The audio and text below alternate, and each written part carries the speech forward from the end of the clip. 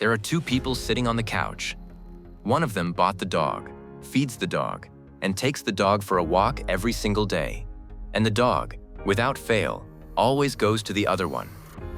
If you've ever been the person the dog chooses, you know exactly what this feels like. And if you've ever been the person they didn't choose, that feeling is familiar too. What is your dog actually measuring? The answer isn't what most people think, and once you understand it, the way you interact with your dog will never be the same. The obvious answer: whoever feeds them, whoever plays with them most. There's some truth to that, but here's the problem. Researchers have documented countless cases where the dog's favorite person is not the primary caregiver. Not the person who feeds them, not the person who walks them. Sometimes it's a child who barely interacts with them. Sometimes it's the visitor who comes once a week. Sometimes it's the person who, by every objective measure, does the least. So what is the dog actually selecting for? Science has identified 3 factors, and I don't think you'll guess any of them.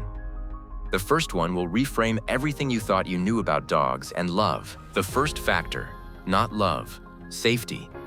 In attachment science, there's a concept called the secure base effect. It was first studied in human infants.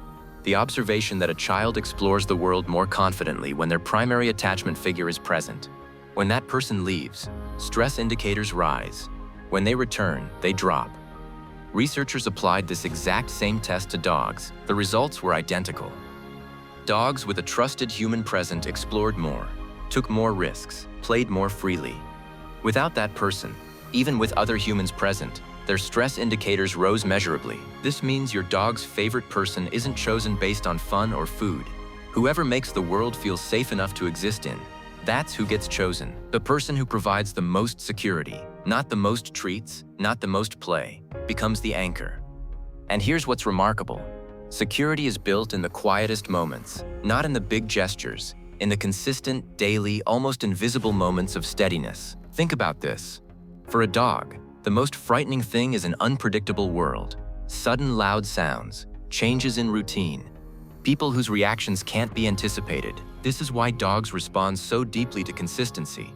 Routine lowers cortisol. Predictability builds trust. Trust builds preference. It's not the person who feeds them most, it's the person who makes them feel most stable. And that difference changes everything. Who in your dog's life is the most predictable, the most consistent, the calmest presence? That person is probably their favorite, even if they're not the most exciting one in the room. Does that match your experience? Write it in the comments. Let's talk about this. The second factor, personality matching. A study published in Applied Animal Behaviour Science found that dogs show measurable preferences for humans whose energy levels and behavioral styles match their own. High-energy dogs gravitated toward active, dynamic humans. Calm, low-energy dogs showed stronger attachment to quieter, steadier individuals. This isn't a preference for whoever is most fun, it's a preference for whoever feels most like them. The technical term is behavioral synchrony, the tendency to feel more comfortable and connected with beings whose patterns mirror your own. We see this in humans too. People tend to form deeper friendships with those whose natural tempo matches theirs. Your dog isn't choosing their favorite person randomly. They're choosing the one who feels like home, energetically, rhythmically, instinctively. Think about your dog's personality right now. Calm or energetic, nervous or bold. And think about who they follow around most. Is there a match? Write it in the comments. I'm genuinely curious how many of you see this pattern. Now the third factor, and this one is from Yale University. A 2023 study published in the journal Animals tested whether dogs evaluate humans socially, not just based on personal history, but based on how those humans treat their owner.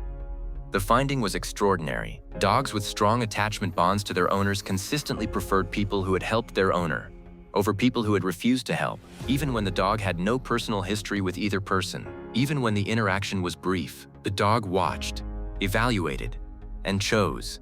This means your dog's favorite person isn't just someone who is good to them, it's someone who is good to the people your dog loves.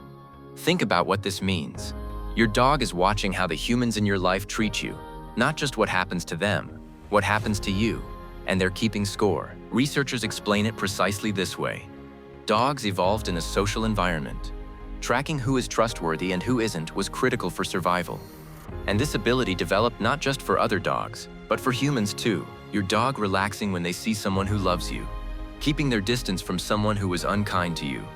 That's not instinct, that's social evaluation, refined over tens of thousands of years of evolution. Has your dog ever seemed immediately comfortable with someone new, or immediately suspicious of someone everyone else liked? Write it in the comments. I think this study explains a lot of those moments. Here's the finding that changes how you think about the whole concept of a favorite person. Researchers at Emory University trained dogs to lie still in an fMRI machine, which is already extraordinary. Then they had different people approach the dog, including their owner and strangers. When the dog's favorite person approached, the caudate nucleus, the brain's reward and love center, activated at levels significantly higher than for any other person. But here's what made this study different from every other brain study. When researchers compared the caudate activation dogs showed for their favorite person with the activation human infants show when they see their mother, the patterns were statistically indistinguishable. Your dog doesn't just prefer you over other humans. Neurologically, in the deepest measurable sense, they love you the way a baby loves its mother.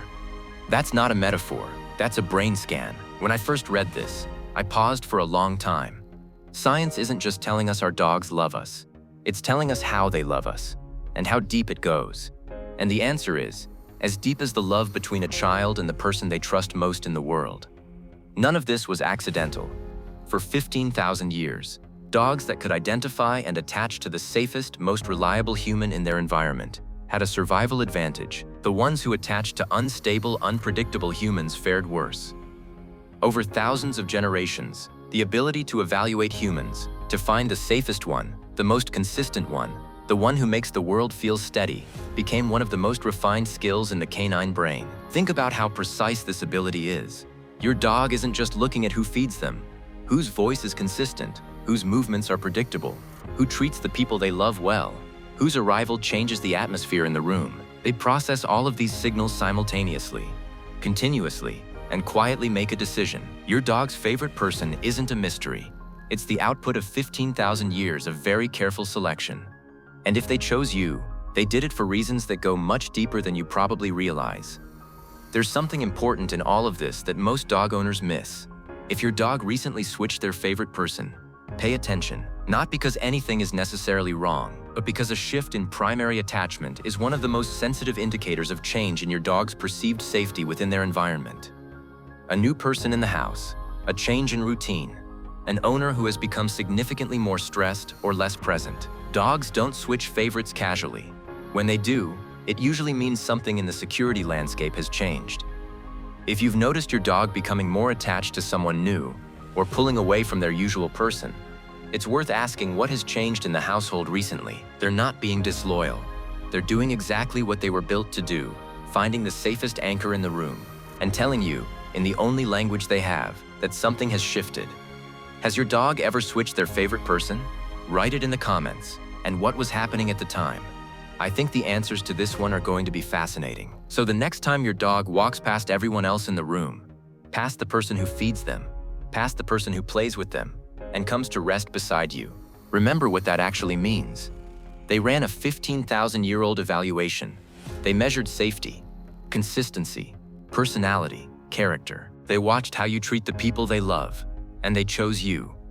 Not because you're the most exciting person in the room, because to them, you're the safest place in the world.